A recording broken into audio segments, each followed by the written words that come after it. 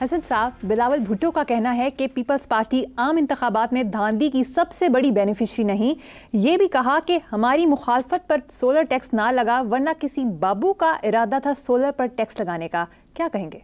सुभान अल्लाह जी, मैं बिलावल को मैं अप्रिशिएट करता हूँ। उसने बड़ी खूबसूरती से इनको चौक में उरियाँ कर दिया। जुमले पे गौर करो ना, सारी बात समझ आ जाएगी। उसने कहा है कि पीपल्स पार्टी धांधली की सबसे बड़ी बेनिफिशरी नहीं है।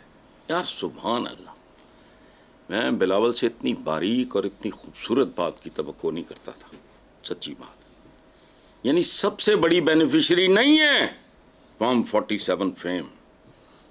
पीपल्स पार्टी का तो एक अपना गढ़ है ही है, तो कुछ जानता नहीं। पंजाब में फारग हो चुके हैं, तो बड़ी ही खूबसूरती से उसने वेल डन बिलावल, इन्हें इसी तरह एक्सपोज करना जारी रखो। ये अवाम दोस्ती है और ये नेकी है, और इसी को सियासत कहते हैं।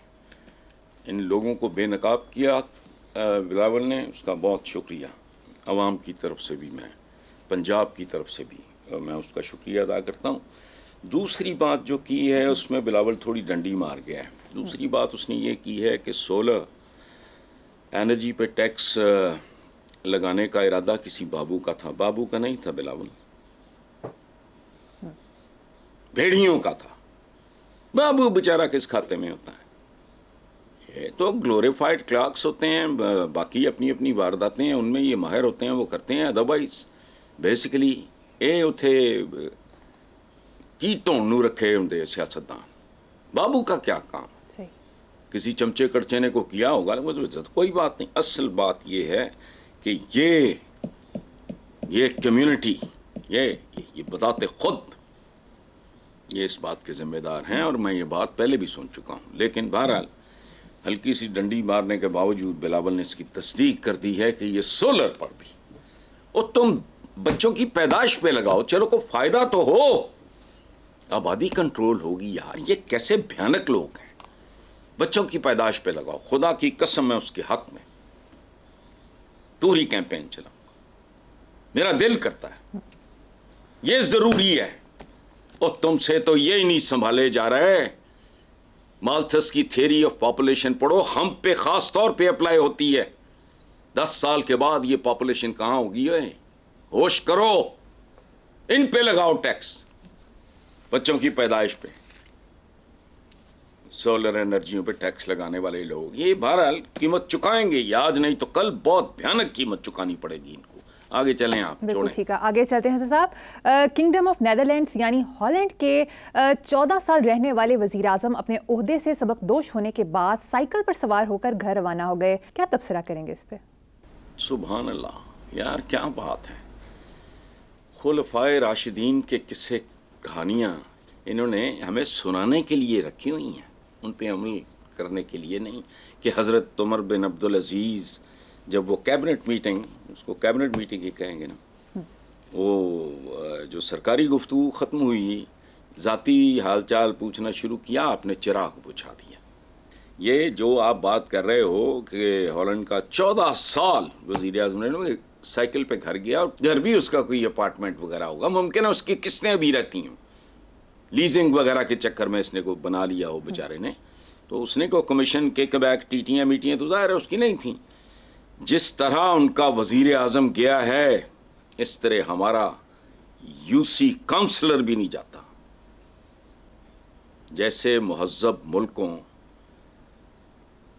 का एक महज़्ज़ब मुल्क का एक प्राइम मिनिस्टर 14 साल वन गो रहने वाला जैसे घर गया, तो इनके अच्छा। और कमाल देखो, आपने बात अधूरी की है, सड़कों पे लोग उसके इस्तकबाल के लिए खड़े थे। ख्वाजा आसिफ का अपना बयान है, मैंने उसको अप्रिशिएट किया था। जब हम इक़्तिदार में होते हैं पुलिस आगे आगे होती है, जब बाहर होते हैं तो पीछे पीछे होती है। इसी से सीख लो। उसको अलविदा कहने के लिए उसके अवाम सड़कों पे खड़े थे। ये है प्रोटोकॉल। लेकिन बार और एक बात बताऊं मैं, ये मिर्चें बड़ी लगेंगी बहुत से लोगों को। इस खित्ते का मुसलमान 900+ साल की गुलामी के बाद आज भी ज़हनी तौर पे पस्त, भूखा और गुलाम है। ये गजनवियों गौरियों से लेके गोरे गोरियों तक की गुलामी, इनको क्या पता हुक्मरानी क्या होती है। ये हुक्मरानी को क्या कहा था मरियम ने,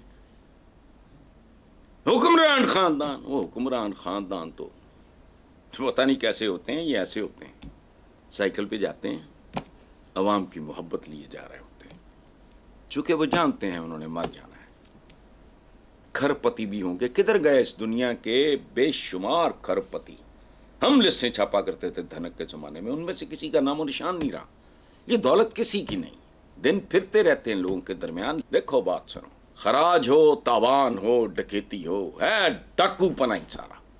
मांगने वाला मांगता है, ये याद रखना। सवाए रब के, खालिक और मालिक और राज़िक के अलावा किसी से कुछ भी मांगने वाला, और तरीका खा कोई हो, इसके बड़े बड़े तरीके भी हैं। ये तो बराह रास्त बेगिंग करते हैं वोट की। फर्क है कौमों में, और वो कौम है जो हमारी तरह जिंदा कौम नहीं है। हम जिंदा कौम हैं, चमचे, करछे, चापलूस, दरबारी, खुशामदीए, टिकट लेने से लेके वोट लेने तक सवाए गदागरी के, चमचागिरी के मेरिट है ही नहीं। ये क्या कहा था कल के, पता नहीं आपके प्रोग्राम की बात है कि जी वो पीपल्स पार्टी ने अपना हिस्सा मांगा है कि पता नहीं कितने ज़िलों में ये एसी डीसी मीसी ये जो सरकारी होते हैं ये उनके होंगे। 2024 कौन सी सदी, दुनिया कहाँ पहुंची हुई है, तो उनके। वो भाई ये स्टेट के मुलाजिम हैं, अवाम के नौकर चाकर हैं, ये उनकी फेंकी हुई हड्डियों पे पलते हैं। लोग अपनी हड्डियां, अपना गोश्त, अपना खून, अपना पसीना लेके इनको पालते हैं। और फिर ये एक अजीब निज़ाम है। कल मैंने भुट्टो को कोट किया था ना कि अगर इसमें बुनियादी, इसमें तब्दीलियां नहीं आती तो फिर तब्दील करने के लिए कुछ बाकी नहीं बचेगा। आगे चलो। बिल्कुल ठीक है हसन साहब। नेक्स्ट खबर पे चलते हैं। अखबारी खबर के मुताबिक बरतानिया में महंगाई की वजह से हुक्मरान कंजर्वेटिव पार्टी को बदतरीन शिकस्त हुई है। लेबर पार्टी के केयर स्टामर नए वज़ीर आज़म बन गए। ऋषि सुनक ने शिकस्त तस्लीम करते हुए कहा कि हम डिलीवर नहीं कर सके। पाकिस्तानी नयाद इमरान हुसैन, नाज शाह, यास्मीन, ज़ुबैर, शबाना, रोजीना भी कामयाब हुए हैं। वो बात सुनो, ये कंजर्वेटिव पार्टी की शिकस्त तो खैर दीवार पे लिखी थी, इसमें कंजर्वेटिव पार्टी की शिकस्त नहीं, वो जो प्राइम मिनिस्टर था उसका शिकस्त तस्लीम करना और ये कहना हम डिलीवर नहीं कर सके। और सदके वारी इस पे जाओ, या बिजू बांदर आते जाते रहते हैं, रवैये ज़िंदगी में जिंदा रहते हैं। इस पे खराज तहसीन पेश करो उनको। बाकी रह गया पाकिस्तानी नियाद इमरान हुसैन, तो नाज शाह, तो यास्मीन, तो ज़ुबैर, तो शबाना रोज़ मेहनत याद आ गई मुझे, शबाज शरीफ की शबाना है। अच्छा रोजीना, सुभान अल्लाह। ये अगर पाकिस्तान में होते तो अगर ये जरदारी साहब या नवाज शरीफ एंड कंपनी, ये वो इन लोगों के दरबारों तक रसाई ना होती और ये रज के खुशामद ना करते। पाकिस्तान में एक बंदा बहुत रेगुलरली आया करता था, मेरी भी अच्छी सलाम दुआ थी।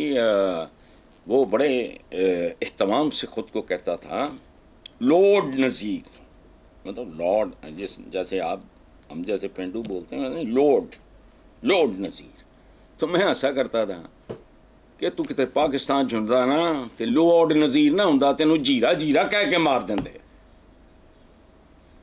वो मुल्क हैं। अच्छा, और नया वज़ीर आज़म आया जो लेबर पार्टी का हाई प्रोफाइल, वो प्रोफेशनल वकील है।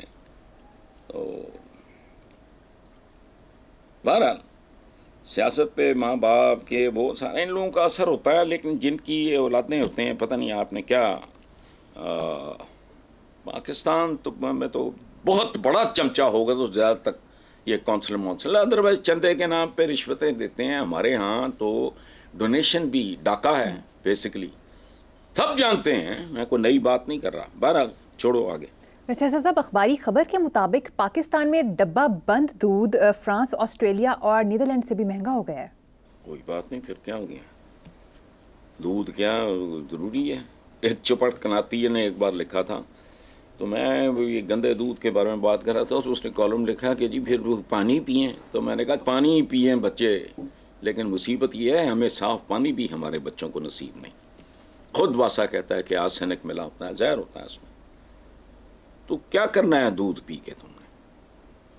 वो जो बच्ची का नहीं मैंने आपको जवाब दिया था, वो जिसका इश्तिहार छपता है कि क्या इस दूध पे मेरा हक नहीं, तो मैंने कहा नहीं, छुट्टी करो।